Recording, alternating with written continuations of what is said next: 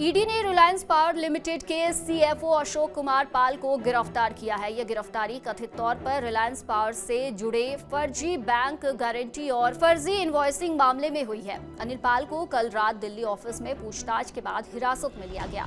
अधिकारियों के मुताबिक उन्हें आज रिमांड के लिए जज के सामने पेश किया जाएगा।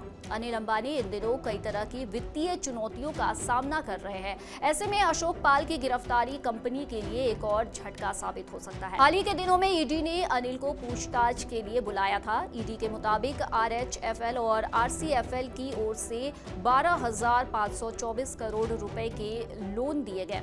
इनमें से ज्यादातर लोन रिलायंस अनिल अंबानी ग्रुप से जुड़ी कंपनियों को बांट दिए गए। इनमें से 6,931 करोड़ रुपए के लोन को नॉन परफॉर्मिंग असेट्स घोषित किया गया है। रिलायंस पावर लिमिटेड के chief financial officer Ashok Kumar Pal बड़े पैमाने पर फंड डाइवर्जन और फर्जी बैंक गारंटी घोटाले में अहम भूमिका निभाने के आरोप लगे हैं।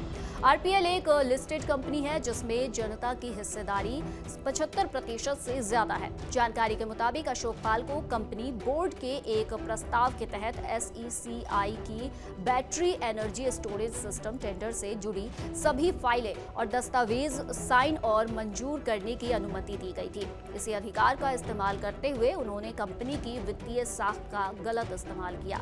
बताया जा रहा है कि उन्होंने एसईसीआई को धोखा देने के इरादे से 68 करोड़ रुपए से ज्यादा की फर्जी बैंक गारंटी जमा कराई। इस पूरे फर्जीवाड़े की योजना, निगरानी, फंडिंग और सबूत छिपाने में उनकी सीधी भूमिका रही। उन्होंने जिस company Biswal trade link private limited को बैंक गारंटी देने के लिए चुना, वो एक छोटी सी फर्म है जो रेजिडेंशियल पते से चलती है और जिसके पास किसी भी असली बीजी जारी करने का कोई रिकॉर्ड नहीं है। इस कंपनी के डायरेक्टर पार्थ सारथी बिस्वाल फिलहाल न्यायिक हिरासत में है।